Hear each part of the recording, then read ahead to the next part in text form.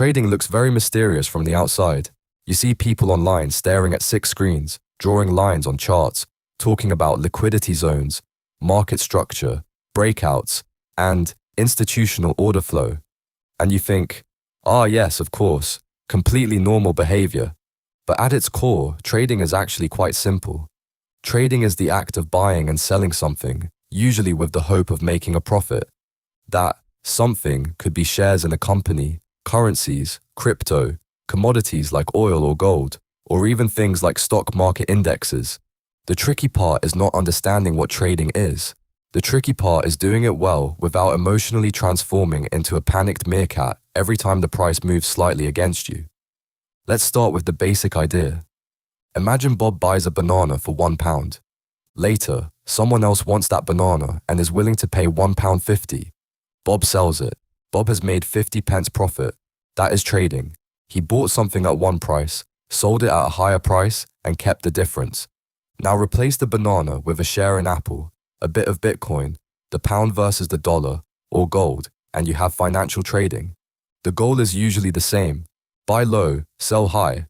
Or in some cases, sell high first, then buy back lower. That second one is called short selling, which sounds illegal, but usually isn't. It just sounds like something a suspicious man in a trench coat would do. A financial market is basically a giant digital marketplace. There are buyers, there are sellers, and the price moves depending on what those buyers and sellers are willing to do. If lots of people want to buy something and not many people want to sell it, the price usually goes up. If lots of people want to sell something and not many people want to buy it, the price usually goes down. That's supply and demand. So when you see a price chart moving up and down, it is not magic. It is people, companies, banks, funds, algorithms, and very possibly someone called Dave at 2 a.m. making decisions. Some people are investing for years, some are trading for days, some are trading for minutes, some are clicking buttons because a person on YouTube said, "This coin is about to explode," which is usually the financial equivalent of hearing "trust me bro" in a dark alley. Trading and investing are related, but they are not the same thing. Investing is usually long-term. You might buy shares in a company because you believe it will grow over the next 5, 10, or 20 years. Trading is usually shorter term. A trader might buy or sell based on what they think the price will do today, this week, or this month. An investor says, "I believe this company will be worth more in the future." A trader says, "I think this price is going to move from here to there, and I would like to borrow some of that movement for money, please." Neither approach is automatically better. They are just different games. Investing is more like farming. Trading is more like surfing. You are trying to catch a wave, but if you get it wrong, the ocean will slap you with great enthusiasm. Let's say you buy one share at £10. Later, the price goes to £12. You sell, you make £2 profit. Simple enough. But if the price falls to £8 and you sell, you lose £2. Trading is always about risk and reward. You are risking money in the hope of making more money.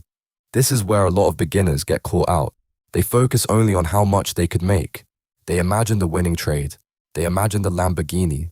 They imagine telling everyone, "I work in finance now," despite having placed 3 trades and once watched half a podcast. But professional traders think just as much about what they could lose, sometimes more. A good trader is not someone who wins every trade. That is not realistic. A good trader is someone who manages risk well enough to survive the losing trades and benefit from the winning ones. Charts are one of the main tools traders use. A chart shows how the price of something has moved over time. It could show 1 minute of price movement, 1 day, 1 year, or the entire history of an asset. The most common type of trading chart uses candles, not actual candles. Sadly, no relaxing lavender scent. A candlestick shows where the price opened, where it closed, how high it went, and how low it went during a specific period. If the price closes higher than it opened, the candle is often green. If it closes lower, it is often red. Green generally means price went up. Red generally means price went down. Simple. Until there are 400 of them on screen and someone starts drawing triangles. A trading strategy is basically a plan. It tells you when you might enter a trade, when you might exit, how much you are willing to risk, and what conditions need to be met before you do anything.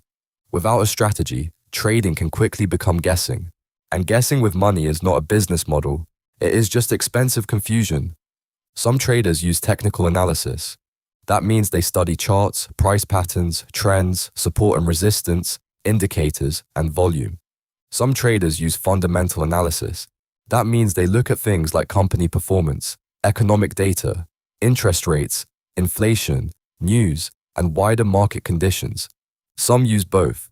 For example, a trader might say, "This company looks strong, and the chart also suggests buyers are stepping in here." That is a bit more thoughtful than, "The line is green, I am now a genius." Risk management is probably the most important part of trading. More important than fancy indicators. More important than having 6 monitors. More important than saying the market is pricing in uncertainty while nodding seriously. Risk management means deciding how much you are willing to lose before you enter the trade. A common tool for this is a stop loss. A stop loss is an instruction to close your trade if the price moves against you by a certain amount. So if you buy at £10, you might set a stop loss at £9. That means if the price falls to £9, your trade closes automatically, limiting your loss. Of course, stop losses are not perfect. In fast-moving markets, prices can jump, but the idea is still important. You need to know your exit before things get emotional. Because once money is involved, your brain can start doing weird things. It says things like, "Maybe it will come back. I'll just move the stop loss. This is fine." This is how small losses become large losses, and large losses become quiet, staring out of the window. Prices move for lots of reasons: company earnings, interest rates, inflation, economic data, political events, war, weather, supply shortages, bank decisions, unexpected news, and sometimes because everyone simply got nervous at the same time. Markets are driven by expectations. If people expected good news and the news is only a bit good, the price might still fall. If people expected terrible news and the news is merely quite bad, the price might rise. Yes, this is annoying. Markets do not just react to what happened. They react to what happened compared to what people expected to happen. That is why trading can be difficult. You are not just asking, "Is this good or bad?" You are asking, "What did everyone already expect, and how are they likely to react now?" Which is basically financial mind reading, but with more spreadsheets. Now we need to talk about leverage. Leverage allows you to control a larger position with a smaller amount of money. For example, with leverage, you might use £100 to control a trade worth £1,000. This can increase your profits, but it can also increase your losses. Leverage is like hot sauce. A little bit can add something. Too much, and suddenly everyone is crying. A lot of beginner traders are attracted to leverage because it makes big wins look possible with a small account, but it also makes big losses possible. Very possible. Aggressively possible. That is why leverage should be treated with extreme caution, especially by beginners. If you do not fully understand it, do not use it. And if someone online says, "Just use 50 times leverage," maybe close the tab and go outside for a bit. The hardest part of trading is often not the technical stuff. It is the emotional stuff. Fear makes you exit good trades too early. Greed makes you stay in too long. Revenge makes you jump back into the market after a loss because you want to win it back. That is not trading. That is arguing with a graph. Successful traders usually need patience, discipline, and consistency. They need to follow their plan. They need to accept losses. They need to avoid risking too much on one idea. And perhaps most importantly, they need to understand that the market does not care about their feelings. The market is not trying to hurt you personally. It does not know who you are, which is comforting, but also slightly rude. Can anyone learn how trading works? Yes. Can everyone become consistently profitable? No. And that is an important distinction. Trading is a skill, but it is also risky. Most beginners lose money, especially when they rush in, use leverage, follow hype, or trade without a plan. The sensible way to learn is slowly. Use a demo account first, study the basics, track your trades, learn risk management, understand the market you are trading, and never trade money you cannot afford to lose. Trading should not be treated as a guaranteed income. It should not be treated as a shortcut to wealth. And it definitely should not be treated as a substitute for having an actual financial plan. At its best, trading is a disciplined decision-making process. At its worst, it is a casino with better branding.